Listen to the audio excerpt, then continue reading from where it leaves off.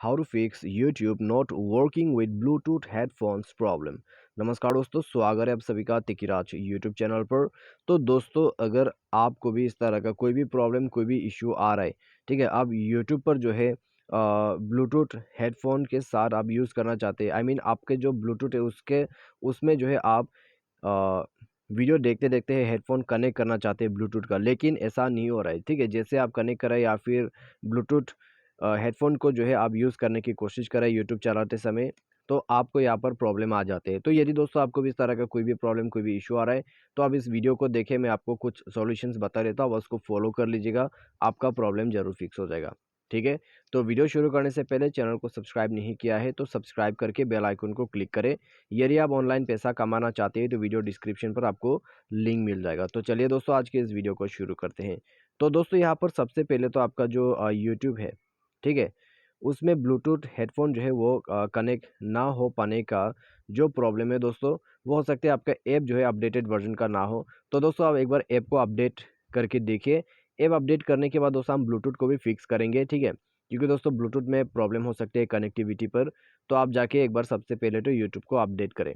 उसके बाद दोस्तों जाइए अपने मोबाइल के सेटिंग पर जाके दोस्तों आपको यहाँ पे करना क्या है, आपको नीचे में जाना है और आपको सिस्टम मैनेजमेंट ओपन कर लेना है। उसके बाद दोस्तों आपको नीचे जाके यहाँ पर बैकअप एंड रीसेट का जो ऑप्शन है उसमें क्लिक करना है।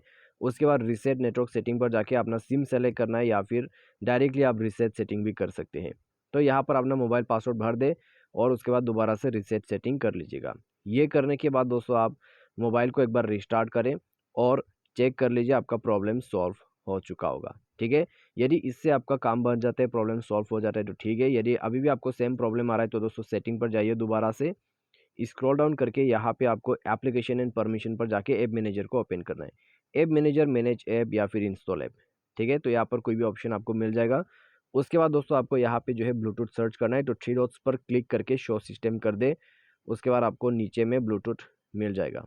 उसके बाद जाके इसको फोर्स स्टॉप करके ओके कीजिए। इंटरनल स्टोरेज पर जाके क्लियर डेटा पर क्लिक करके आपको इसका जो डेटा है उसको क्लियर करना है। ये कर देने के बाद दोस्तों आपको सिंपली बैक करना होगा। ठीक है, तो बैक करने के बाद मैं इसको हाइड कर देता हूँ यहाँ पे।